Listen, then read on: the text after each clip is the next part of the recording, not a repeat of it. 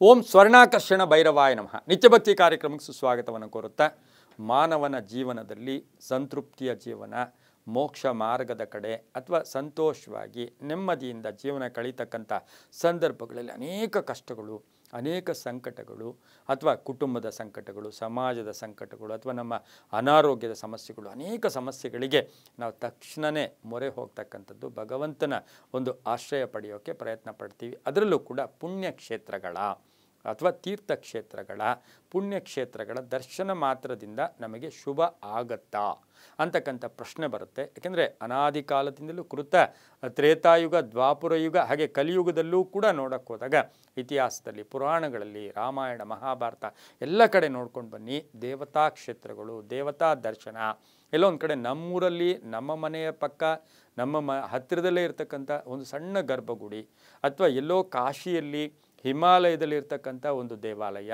ಎಲ್ಲವನ್ನೂ ಕೂಡ ನಾವು ಶ್ರದ್ಧೆ ಮತ್ತು ಭಕ್ತಿಯಿಂದ ಸಂದರ್ಶನ, ಅಥವಾ ಅಲ್ಲಿ ಹೋಗಿ ಶ್ರದ್ಧೆ ಮತ್ತು ಭಕ್ತಿ, ನಿರ್ಮಲ ಮನಸ್ಸು, ಇವೆರಡನ್ನು ಮೂರನ್ನು ನಾವು ತಗೊಂಡಲ್ಲಿ ಹೋದರೆ ತೀರ್ಥಕ್ಷೇತ್ರಗಳು, ಯಾತ್ರೆಗಳು, ದೇವತಾ ಕ್ಷೇತ್ರಗಳು, ಪುಣ್ಯಕ್ಷೇತ್ರಗಳ ದರ್ಶನದಿಂದ ಲಾಭ ಆಗುತ್ತೆ.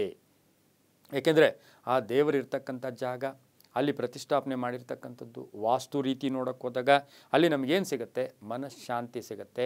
ನಮ್ಮನ್ನು ತಪ್ಪು ಏನೋ ಮಾಡಿದ್ದೀವಿ, ನಮಗೇನೋ ತಪ್ಪಿದೆ, ನಮಗೇನೋ ಕಷ್ಟ ಇದೆ, ಆ ಭಗವಂತನಿಗೆ ನಾವು ಅದನ್ನು ಭಿನ್ನಯಿಸ್ಕೋಬೇಕು.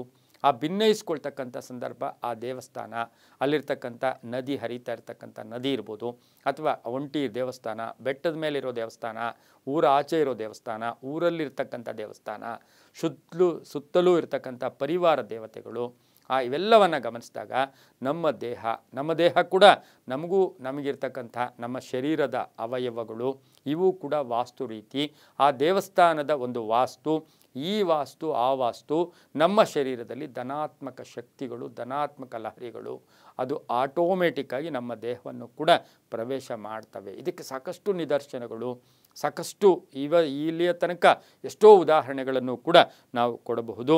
ಯಾಕೆಂತ ಹೇಳಿದ್ರೆ ನಮಗೆ ಸುಮಾರು ಸಾವಿರಾರು ವರ್ಷಗಳಿಂದ ಗಮನಿಸಿ ನಾವು ನೋಡೋಕ್ಕೆ ಹೋದಾಗ ಋಷಿಮುನಿಗಳು, ಮಹನೀಯರಿರ್ಬೋದು, ಇವರೆಲ್ಲರೂ ಕೂಡ ಎಷ್ಟೋ ವರ್ಷಗಳು ತಪಸ್ಸು ಮಾಡಿ ಅಥವಾ ಅವರ ಅನುಭವಗಳನ್ನು ನಮಗೆ ಕೊಟ್ಟೋಗಿದ್ದಾರೆ.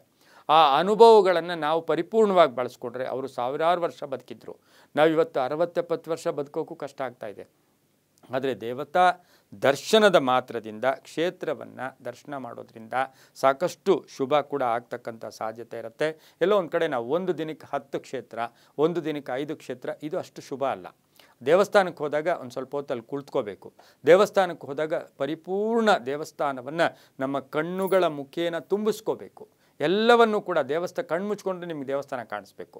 ಎಷ್ಟೋ ಸರಿ ತಿರುಪತಿಗೆ ಹೋಗ್ತೀವಿ, ವೆಂಕಟೇಶ್ವರನ ದರ್ಶನ ಮಾಡಿ ಆಚೆಗೆ ಬರ್ತಾ ಇದ್ದಂಗೆ ವಿಗ್ರಹ ಮರ್ತೋಗ್ಬಿಡ್ತೀವಿ. ಯಾಕೆಂದರೆ ಆ ಅನುಭೂತಿ, ಆ ಪ್ರೀತಿ, ಆ ಭಗವಂತನ ನೋಡಿದ ಒಂದು ನಮ್ಮಲ್ಲಿ ವಿಪರೀತವಾದ ಅತಿಯಾದ ಪ್ರೀತಿ ಆ ತಕ್ಷಣ ಮರ್ತೋಗ್ಬಿಡ್ತೀವಿ. ನಿಧಾನವಾಗಿ ಹೋಗಿ, ನೀವು ಪ್ರಶಾಂತವಾಗಿ ಹೋಗಿ, ಒಳ್ಳೆ ಮನಸ್ಸಿನಲ್ಲಿ ಹೋಗಿ, ಚೆನ್ನಾಗಿ ವೆಂಕಟೇಶ್ವರನ ಸ್ವಲ್ಪ ಹೊತ್ತು ನೋಡಿಬಿಟ್ಟು ಬನ್ನಿ. ನಿಮ್ಮ ಕಣ್ಣುಗಳಲ್ಲಿ ಸಾಕ್ಷಾತ್ ಅವರು ಹಾಗೇ ಇರ್ತಾರೆ. ಆದರೆ ನಾವು ಗಾಬರಿ, ನಾನು ನೋಡಿಬಿಟ್ಟೆ, ನಾನು ಕಾಣಿಸ್ಬಿಡ್ತು ಭಗವಂತನಿಗೆ, ನನಗೂ ಕಾಣಿಸ್ಬಿಟ್ಟ, ಆಮೇಲೆ ಸಮಾಜ, ಅಲ್ಲಿರೋ ಜನ ಎಲ್ಲ ತಕ್ಷಣ ಮರ್ತೋಗ್ಬಿಡ್ತೀವಿ. ಹಾಗಾಗಿ ನಾವು ದೇವತಾ ಕ್ಷೇತ್ರಗಳ, ಪುಣ್ಯಕ್ಷೇತ್ರಗಳ ದರ್ಶನದಿಂದ ನಮಗೆ ತುಂಬ ಒಳ್ಳೆಯದು ಹಾಗೇ ಆಗುತ್ತೆ. ಹಣ ಕೊಟ್ಟು, ದುಡ್ಡು ಕೊಟ್ಟು, ಇನ್ಫ್ಲೂಯೆನ್ಸಲ್ಲಿ ದೇವರ ದರ್ಶನಗಳು ಮಾಡಿದಾಗ ನಾವು ಇನ್ಫ್ಲೂಯೆನ್ಸಿಂದ ಓದ್ವಿ ಅನ್ನೋ ಒಂದು ಮನಸ್ಸು ನಮ್ಮಲ್ಲಿರುತ್ತೆ ಹೊರತು ಕಷ್ಟದಿಂದ ಓದ್ವಿ ಅನ್ನೋ ಮನಸ್ಸು ನಮ್ಮಲ್ಲಿ ಬರಲ್ಲ. ಸಾಧ್ಯವಾದಷ್ಟು ಎಲ್ಲೋ ಅಂಗವಿಕಲರಿರ್ತಾರೆ, ವೃದ್ಧರಿರ್ತಾರೆ, ವಯಸ್ಸಾದವರು, ಅವ್ರು ಬೇಕಾದರೆ ಇನ್ಫ್ಲೂಯೆನ್ಸು ಉಪಯೋಗಿಸ್ಕೊಂಡು ಅವ್ರು ಹೋದ್ರೂ ಪರವಾಗಿಲ್ಲ. ಆದರೆ ನಾವು ಕಷ್ಟಪಟ್ಟು ದೇಹವನ್ನು ದಂಡಿಸಿ ಜಪದ ಮುಖೇನ ಭಗವಂತನ ದರ್ಶನ ಮಾಡೋದ್ರಿಂದ ಸಾಕಷ್ಟು ಶುಭ ಆಗುತ್ತೆ. ಒಟ್ಟಾರೆಯಾಗಿ ದೇವತಾ ಅಥವಾ ಪುಣ್ಯಕ್ಷೇತ್ರಗಳ ದರ್ಶನದಿಂದ ಲಾಭ ಇದೆ, ಪುಣ್ಯ ಇದೆ, ಶುಭವಾಗತ್ತೆ. ಎಲ್ಲವೂ ಕೂಡ ನಂಬಿಕೆಯ ಆಧಾರದಲ್ಲಿ ಅಂತ ಹೇಳ್ತಾ, ಸರ್ವೇ ಜನ ಸುಖಿನೋ ಭವಂತು, ಸಮಸ್ತ ಸನ್ಮಂಗಳಾನಿ ಭವಂತು.